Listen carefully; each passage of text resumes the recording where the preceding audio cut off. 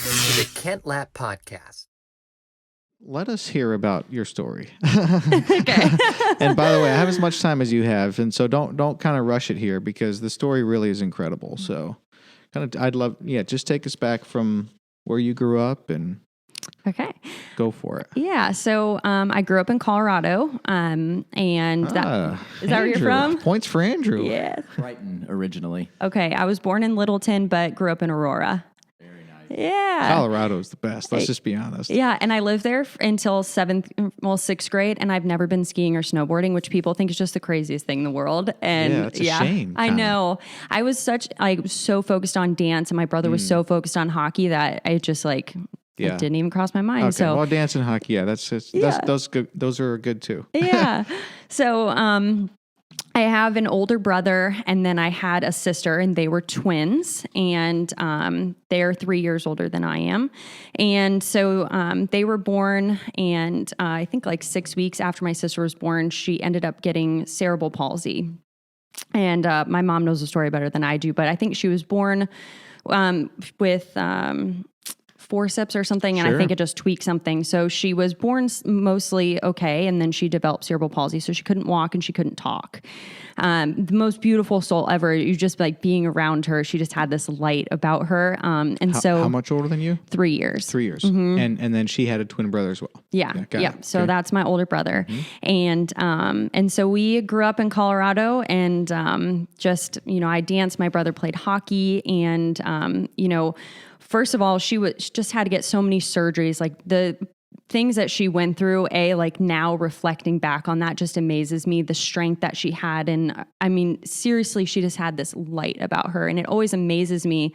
When I have bad days and I'm upset about something stupid, I think back to that and I'm just floored by her and just her strength that she had. And I think it's just such a beautiful lesson. And I just feel like every time someone was around her, no matter who it was, she just brought out the best in you, and she just had so much light and love. And as I've gotten older and reflected on that too, that's been really inspirational for me because she couldn't walk, she couldn't talk, but so much love and joy and just this beautiful light exuded from her all the time. And so I just feel like she was healing people in her own way by coming to her and by seeing her. Yeah.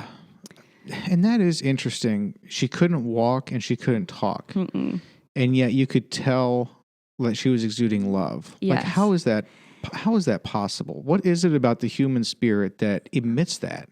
I don't know. And you can feel it when you're with people, energy, you can tell what they're feeling. And that's something that's really fascinated me because you can I really don't know how to explain it, but it's just I just don't know how to do it without my hands because that's just how it is. It just is I almost feel like it's just openness. When people live with an open heart, which is something I'm all about, I feel like you come across in the world totally different than you do when you're shut down. Mm-hmm. And it's so easy for us to be shut down because so many things happen, right? That harden our hearts and that we numb and we are just totally shut down. But when you can live through that and still come out totally just ready to love, no matter if you're going to get hurt or not, and still show up and play full out at life 100%, I feel like you give off a different energy and you show up different for people and people feel that, right? Because when you do that, it gives someone else permission to do it. Yes. Because it's scary. Yes. Yeah. You're totally right about that. Yeah. There, and that is, your sister's a great example of that energy. But then you're right. That plays out with us in day-to-day interactions. I feel like you can tell if someone is genuine, relatively quickly. Yep. And if they've got something they're hiding behind, a little squirrely, a little, maybe some fake, maybe some putting some fronts out there, you can pick up on that very quickly. 100%. Could your sister give hugs and stuff? You could hug her, but she couldn't really move her arms or anything like that. So it was just, obviously you're hugging her. So it was very interesting because really, that's a lot of how we show affection, right? Is by hugging and touching and being in close with people. So but she still was able to give off that same, it's the craziest thing. And sometimes when I think about it, it just blows my mind. It blows my mind because so you could be around her, but it wasn't, it wasn't like she could just reach out and hug you or talk to you Yeah. through things, but there's just something about her. Yeah, that is really remarkable. And I wonder if I feel like people that have experienced deep pain and suffering, well, I guess that can kind of go two ways often. It can go towards shutting down and having even more of a guard, or there's just a humbleness, a love that sometimes is born out of that, like beauty from ashes, because like you realize, like your sister, she couldn't walk and she couldn't talk, and yet you could tell that love was like emitting from her. But it had to be that way, or else she would have had to been like bitter. You know, it's hard to have a middle ground when you have that much you're dealing with at a very deep and real level. Yeah. You know? Yeah. Yeah. And there really isn't a middle ground, you know, like I guess numb, like being numb, you know, like you're either going to feel you're going to power through and just open up and choose love and joy, or you're going to be angry and frustrated.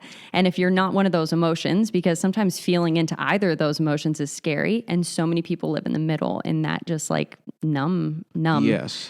Yes. When it comes to like the day-to-day interactions, you touched on that, which is a fascinating insight. And I don't want to pass over too quickly, because you can tell when people are walking around with like, I don't know, what I would think of as sort of like a I don't know, what's the biblical term, like a clean heart and a pure mind. Doesn't it say somewhere in the Psalms about your conscience or something like that? What's the word I'm going for? It's something along those lines. Anyhow, like when people are, I guess, living in a way that's honest with themselves, and that is, you know, I guess honest with themselves and their creator. But even you see it in people that wouldn't believe in a God. I think sometimes like there's a piece about some people that you don't experience with everyone. And one thing that I've always kind of I guess just felt like other people deserved it from me is, you know, when you meet them, like look them in the eye, shake their hand, you know, like you're happy to see them, or if you're giving a hug, like, you know, make it clear in whatever sort of small interactions you have that you're glad you see them and you're glad they're there, you know, because every interaction leaves people, it's like a positive or a neutral or negative. Like that's how you leave interactions. This is something I was talking through with my 10-year-old son very recently, just helping him through an experience that didn't go very well in the kitchen, you know, with Mariana, because, you know, he wanted food and then it wasn't a good time to have food, and just he didn't handle that very well. And it's like, well, you know, the next time you ask for something, think through it in these terms, not so much like who's right and who's wrong and what should have happened and what shouldn't, but every time you interact with someone, like you're going to leave that interaction, they're going to leave with thoughts that are like positive about you, negative about you, or indifferent. And, you know, let's try to stay away from the indifferent and negative stuff. Let's have interactions with people that is positive, you know, because you can build up capital for yourself. And that then the next time when you want food a little bit before dinner, guess what? You've built up a little bit of that capital with mom, and she might actually let you have a little bit, you know? So, well, thanks for sharing that. Let's come back to your story, your family. Yeah. So, my sister was, she passed away when, I was in 6th grade. She was a freshman in high school. And before she passed away, I don't know if it was a couple of years, but she had been really struggling with a lot of surgeries and just really in pain all the time. And there were two things. We always took her to Hawaii, which she loved. And so that's such a special place for me. It's actually where her ashes are. But when she was there, I love Hawaii because I just think there's just an energy there too, right? It's just a beautiful thing. And I feel like that is who my sister was. Like we always called her borrowed angel, right? And I think like people are put here just to remind us that how to live, how we were created to be.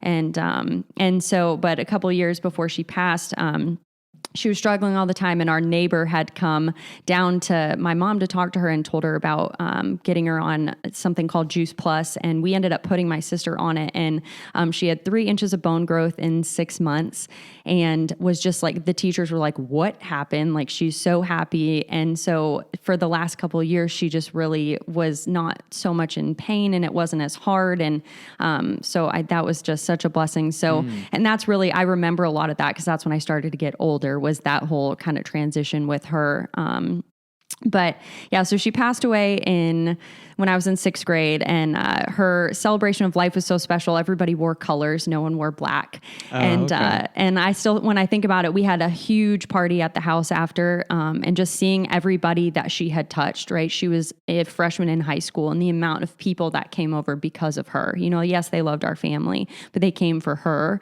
and just the impact she made in her short life leaves me speechless, because there are, rarely anybody does that. And in her short life, she was able to do that. And I think as I've gotten older, I've wanted to be able to carry on her legacy, right? So she couldn't walk, she couldn't talk. I can talk and I can move my body. So how can I carry on what she was doing with the gifts that I was given that she never was? And so that served as a huge inspiration, and really just what has made me want to be able to help people and to serve people, and to hold space for people in the darkness, just because I feel like she was able to do that.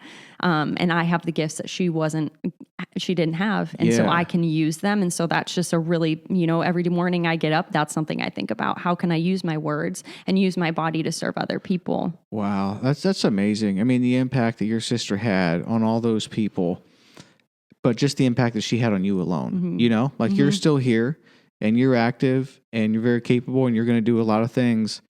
And some of that, a large part of that, might be because of your sister. I mean, 100%. That's really amazing. Yeah. It's amazing how God uses, what seems like an unfortunate circumstance, and even what is not just seems like suffering, what is suffering. Yep.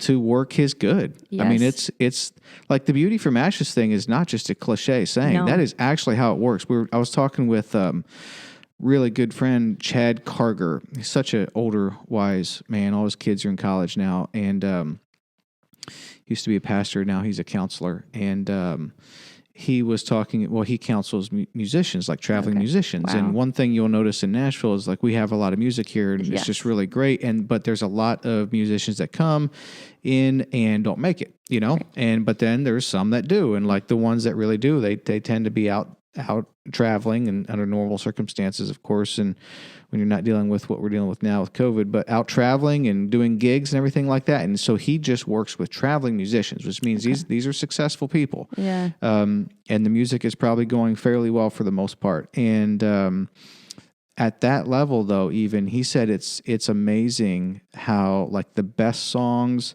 they all come from places of suffering, pain, brokenness, hardship, that type of thing. And you don't really, it's hard to get really good art in the form of music without very hard circumstances. Yep. So